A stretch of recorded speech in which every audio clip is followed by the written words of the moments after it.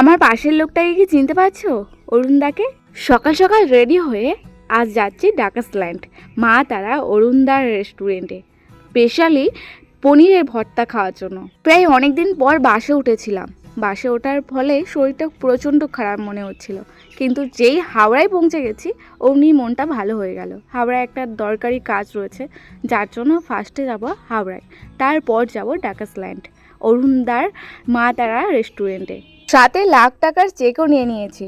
10,000 টাকার নিচে তো কোনো খাবারই নেই, তাই লাখ টাকার চেক না নিয়ে গেলে সাথে করে অরুণদার হোটেলে গিয়ে খাবার কি আনন্দ পাবো না, তার জন্য লাখ টাকার চেকটাও সাথে করে নিয়ে নিলাম। মিঠাইকে সাথে করে নিয়ে আসলে একটু ভালো হতো, ওকে নিয়ে সাথে করে ঘুরতে বেশ ভালোই লাগে, কিন্তু অনেকটা ছোট।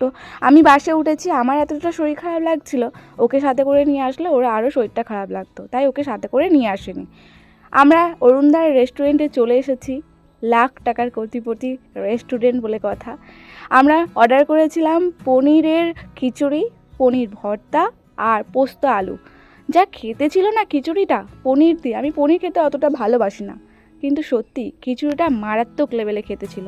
আর পনিরের ভর্তা দিয়ে যা লাগছিল না, বেগুন ভাজাটাও নেওয়ার ইচ্ছা ছিল, আমি বেগুন পছন্দ করি না বলে বেগুনটা নিলাম না। আমাদের 80,000 টাকা বিল ছিল, পেমেন্ট করলাম খাওয়া দাওয়ার পরে। প্রায় আমরা অনেকক্ষণই ছিলাম। অরুণদা ছিলেন না দোকানের মধ্যে, কিছু কাজের জন্য বাইরে ছিলেন। টাকা পেমেন্ট করে দিয়ে চলে যাব কি অরুণদা আসেন, ওনার সাথে ছবি তুলি। সবাই ওনার সাথে ছবি তোলেন, কথা বলেন। অনেক ভিড়ও ছিল দোকানের মধ্যে। প্রায় এত গরমের মধ্যেও দোকানে কিন্তু ভিড় কম ছিল না। খিচুড়ি খেলাম, বেশ ভালোই লাগলো। এবার যাব আমরা চিত্তদার রেস্টুরেন্টে। তার আগে উনি দেখো কি বলছে, খুব ভালোভাবেই সবার সাথে ব্যবহার করছিল। আমার তো বেশ ভালোই লেগেছে ওনার সাথে কথা বলে। অরুণদা গিয়েছিলেন ফুল কিনতে, ট্রফির জন্য আর দোকানের মা তারা মায়ের জন্য। ফুল নিয়ে আসার পর উনি সুন্দর করে দোকানটাকে ফুল দিয়ে সাজিয়েও ফেলেন। 80,000 টাকা বিল হয়ে গেছে। হ্যাঁ খেয়েছি, খুবই ভালো লেগেছে। সবসময় ফোনে দেখতাম, আজকে তোমার সামনে এসে সত্যি খুব ভালো লাগছে। অনেকটা দূর থেকে এসেছি। অনেক সময় পপুলার হয়ে যাওয়ার পর, ফেমাস হয়ে যাওয়ার পর অনেকের মনে ঘ্যাম চলে আসে, কিন্তু অমিতদার মধ্যে সেই ঘ্যামটা নেই। আমার বেশ ভালো লাগলো ওনার সাথে কথা বলে। আর আপনারা যাবতীয় যা কিছু খাবার খান বা খেলেন টোটালটাই আদা রসুন পেঁয়াজ ছাড়া। হ্যাঁ আদা বুঝতে পেরেছি। ওটাতেই কিচ্ছু দেওয়া হয় না, ইভেন স্যালাডে অবধি আদা রসুন পেঁয়াজ মানে খুব ভালো লাগলো। ভালো থাকবেন। ফুল দিয়ে কত সুন্দরভাবে নিজের সম্মানের জিনিসগুলোকে গুছিয়ে নিয়ে দোকানে সাজিয়ে রেখেছে। অরুণদার কাছ থেকে খাওয়া হয়ে গেল খিচুড়ি, আর এবার আমরা যাচ্ছি চিত্তদার হোটেলে চিকেন স্টু খাওয়ার জন্য।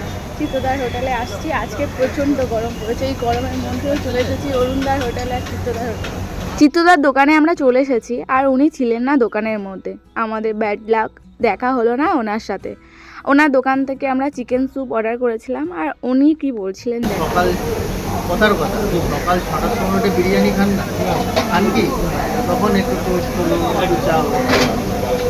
দুপুরবেলা যখন মধ্যে সবাই আছে তখন হাঁড়ি খাবারটাই পোলাও চিকেন আবার একটু বিকেল হবে তখন ফিশ ফ্রাই চলে যাবে।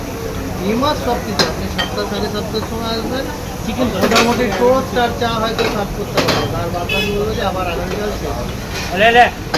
সবাই জিজ্ঞাসা করছিল এত কেন ভিড় হয় আপনার দোকানে, এত স্পেশাল খাবার কিভাবে তৈরি করেন। তখনই উনি ওই কথাগুলো বলছিল। চিকেন স্টু শুধু অর্ডার দেওয়া হচ্ছিল, চিকেন স্টু এসে গেছে। অরুণদার হোটেলে বসার জায়গা নাই, এটাই না সমস্যা। চিকেন স্যুপটা একদমই নর্মাল লেগেছে আমার। মিঠাইকে এইভাবেই বাড়িতে বানিয়ে দিই। চিকেন স্যুপের মধ্যে একটা চিকেন দিয়েছিল, আর দিয়েছিল পেঁপে আর এক পিস গাজর। ব্যাস, আমরা খাওয়া দাওয়া করে চলে এলাম মেট্রো স্টেশনে। মেট্রো ধরে যাব পুরো বাড়ি পর্যন্ত। চিত্তদার সাথে আর দেখা হলো না আমাদের। ডাকাসল্যান্ডে চিত্তদার রেস্টুরেন্টের অপোজিটেই মেট্রো স্টেশনটা নতুনই হয়েছে, এই প্রথম এলাম এখানে। এখান থেকে টানা পুরো বাড়ি পর্যন্ত যাব। আজকে ব্লগটা এখানেই শেষ করছি। আজকে বাইরে বার হয়ে না খুব আনন্দ পেলাম, আর কি সুন্দরভাবে সময়টা কাটালাম।